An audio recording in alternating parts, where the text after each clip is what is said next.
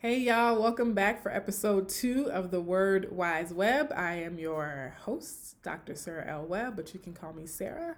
And I'm really excited about this week because the writing tip and the weekly word are inspired by a recent situation that I went through, and I use these tools to help me through the situation. So, this advice, everything that I say and suggest on this channel, it's all just based on personal observation. A lot of it is based in the research that I do as a professor, that I did as a graduate student, doctoral student. But more importantly, it's all stuff that I've tried on myself, that I've observed within myself and in my own life and in my environment. So it's a mix of, yes, the research, but also seeing how that plays out and manifests and applies in my actual life. And so for me, in processing a difficult situation recently, I turned to writing. More specifically, I turned to journaling. So, my literacy advice or my writing advice is to start a journaling practice or to maintain and continue a journaling practice if you already have one. And so, there are a couple of reasons, big reasons that I think journaling is helpful. And the first is simply the biological limitations of our working memory. So, even if we think to ourselves. Many of us think to ourselves. We have thoughts to ourselves all the time. We may even speak to ourselves. We out loud, like actually using our voice and vocalizing what we're thinking and feeling for ourselves. But writing is a third form of communicating with ourselves, and it allows us to have as many ideas as we need to and not worry about remembering them, right? So working memory is our capacity as humans to contain a certain amount of information all at the same time. Usually we can work with, in our present situation, 5 to 7 pieces of information. That's what they call working memory. But with writing and journaling, we can have 20 thoughts or 50 ideas, 100 details about a situation that we can all put out on the page and help us see the bigger picture and start to make connections between those things, since it's all out in front of us. And we're not just relying on what we can remember in the moment or what we can process in the moment. So there's just a very practical advantage to putting our thoughts on paper in terms of having that allow us to consider more information at once than we would be able to consider if we were just relying on our own memory or what's in our head at the time.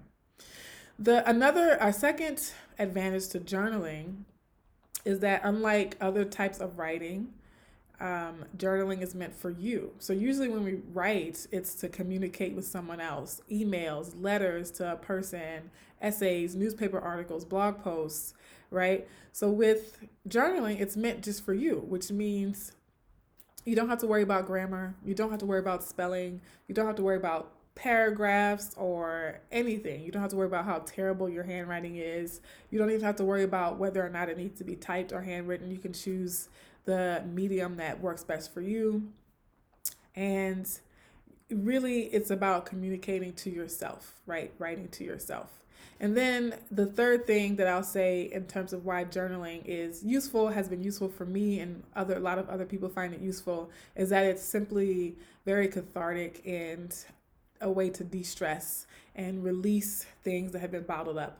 So a lot of times when we're running things in our head, we feel more anxious about it. I know for me, I can replay situations in my head over and over and over again and not get anywhere, be stuck in those same negative emotions, those same negative thought patterns. And so journaling and putting things on paper allows me to progress the conversation with myself forward and get past the hurt or the pain or the resentment or the anxiety or the fear over time as the conversation progresses on the page, the conversation with myself as it progresses on the page.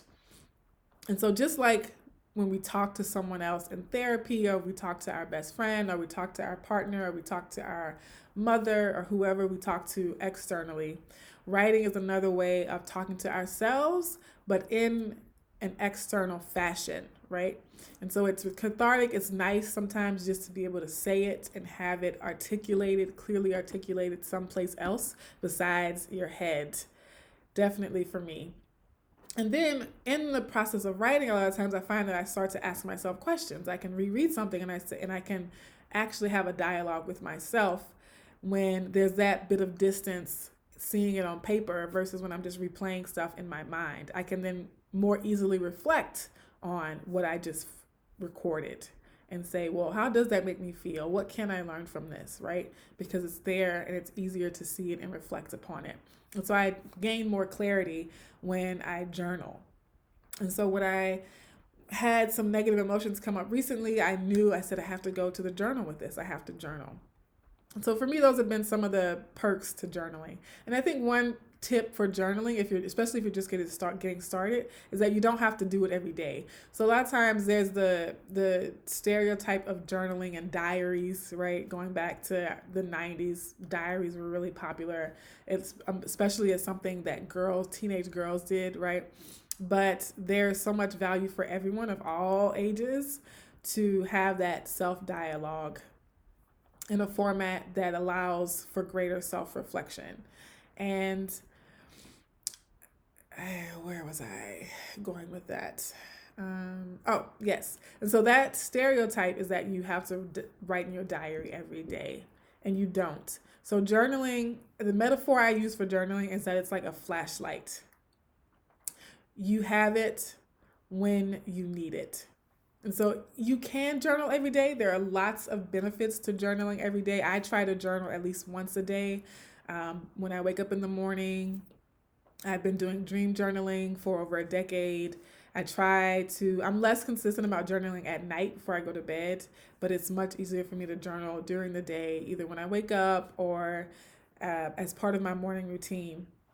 But if you're just starting or if you're not really super motivated to journal, just keep a journal in the same way that you would keep a flashlight, right? So if you find yourself in a difficult situation, if you find yourself confused or anxious about anything, then you can pull out that journal to help you navigate your way through that situation, through the dark times, so to speak, in the same way that you would pull out a flashlight when the lights go off, when you need to find your way through the dark, through the literal dark, right? So journaling can be like a flashlight that helps us navigate our way through emotionally or cognitively dark or murky or unclear situations and circumstances.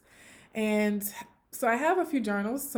Because I like design and I like physical objects, I like to journal on paper rather than on my computer or a device. And so I just want to show you some of the mini journals that I have currently. I have this tiny journal that I bought for about 50 cents, and I like it because it's small and thin, and so I can keep it with me everywhere I go. I keep it in my purse. And so this is more of like an idea journal, and I keep that in mind. I have this journal, which I have not started writing in yet, but I like the old paper feel. I like what it says on the front, courage, dear heart. And I just like the handmade design of it. I had this journal for a while. And the only reason why I have this journal, it's not one I would have bought myself, but I won it as a door prize when I was at a workshop. So I put it to good use. And then I do have the standard composition book. I definitely have not filled this up yet. So I have multiple journals going at the same time. That's just a personal quirk. And on this one, I wrote a note to myself on the front: every thought creates your future. Sarah L. Webb, 2020 Vision. I also have this journal, which I won as a door prize, or maybe I bought it, I'm not sure. But there was a woman in Baton Rouge who made these journals, and Erykah Badu being one of my most inspirational public figures, I had to have it. And I remember dedicating this as a poetry journal, but I love it so much. It's so precious to me that I have it written in it because I feel like I need to save it for a really special, really inspired pieces of work. Another journal that I have filled up is this one, just a regular plain journal. I'm really excited about this journal because it says best aunt ever. It was a birthday present from my sister and my niece and my nephew. Hi, how are y'all? If you're watching. So this is also very special to me because I take great pride in being an aunt. And then this journal is also very special to me because it was a gift from one of my mentees back in Baton Rouge, who is a wonderful, wonderful poet. And high school teacher, Brittany Marshall. And this is a leather journal with the notebook inside here. And it even has a pocket for things that you can put in there. And I love it. And this is when she went to Argentina, I think. She took a trip to South America. So those are some of the current journals that I currently have.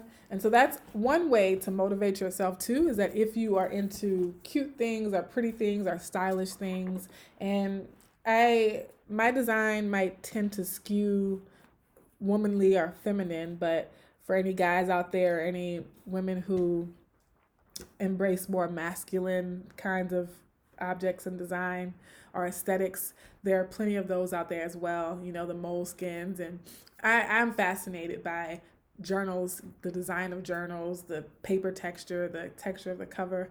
I'm fascinated by it. And so for me, that's one thing that keeps me motivated, whatever it is for you, even if it's just the process of writing. You can see that you can be as fancy as you need to be with your journal or as plain Jane as you need to be with your journal. You know, just going to the dollar store and buying a composition book for $1 is all you really need to get started. So with that, I want to talk about the weekly word, which is directly tied to the practice of journaling. So the weekly word is introspection. The way I've always thought about introspection is that it's studying yourself. When I first learned of that word at some point in my younger years, I can't remember exactly how old I was, maybe middle school or high school, I instantly identified with being an introvert.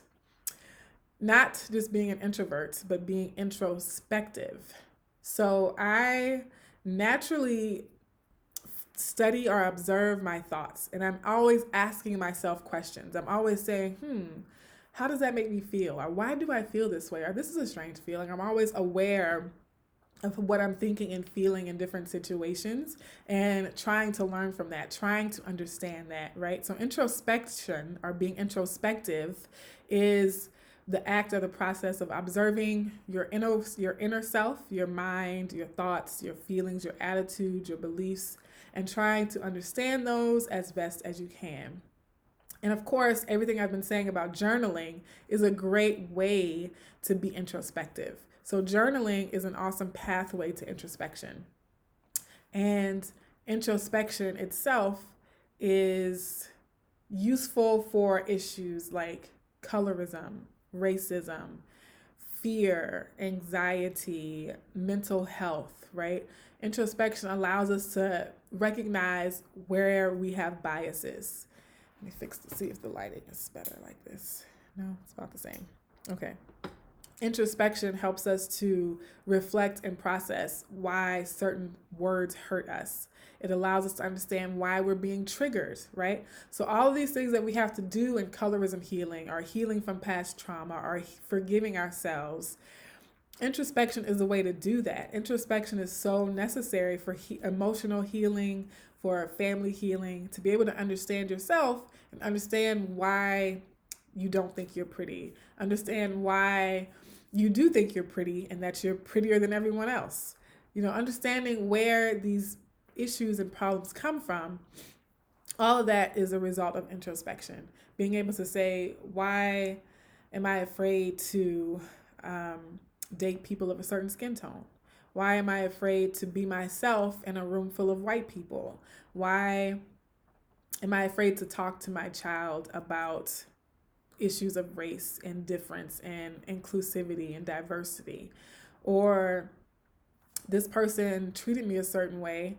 Why do I take it so personally? You know, these are questions that I've been asking myself for a long time. Not those specific questions necessarily, but those kinds of questions. And a lot of times I'm not comfortable with the answer. A lot of times it's hurtful or painful, you know, to know that, you know, I've actually been in my own way this whole time. Or I've been seeing the world from a wounded place that then leads me to interpret things a certain way because of past wounds. And so introspection is a non-negotiable if you want to actually heal and grow and progress and develop and ascend and self-actualize and live the life you deserve, a life of peace and a life of joy, you know? So with that, I'll leave you to go out and buy your first journal or crack open the journal that's been collecting dust for the past couple of years. And not only journal, but definitely enjoy the time that you have to talk to yourself, to communicate with yourself. You know, if you don't love communicating with yourself the way you love communicating with your best friend, then give it a try. You know, maybe start spending more time with just you in conversation with yourself, not just you watching Hulu, or not just you, because I love some Hulu. Okay, hashtag This Is Us, Superstore, New Amsterdam, How to Get Away with Murder. Love Hulu. But not only taking the time for that, but also taking the time to observe the Sarah show, to watch the Sarah show. What is Sarah thinking today? How is Sarah feeling today? You know, you deserve that time for yourself, and I hope you do take it. So thank you all for tuning in and listening. I hope this was helpful in some way. Please leave a comment and let me know if there's a word or a piece of writing advice you'd like me to talk about, a vocabulary word you'd like me to discuss and apply to issues like colorism healing. Please let me know in the comment section. And I will see you all next week for the Word Wise Webb episode 3.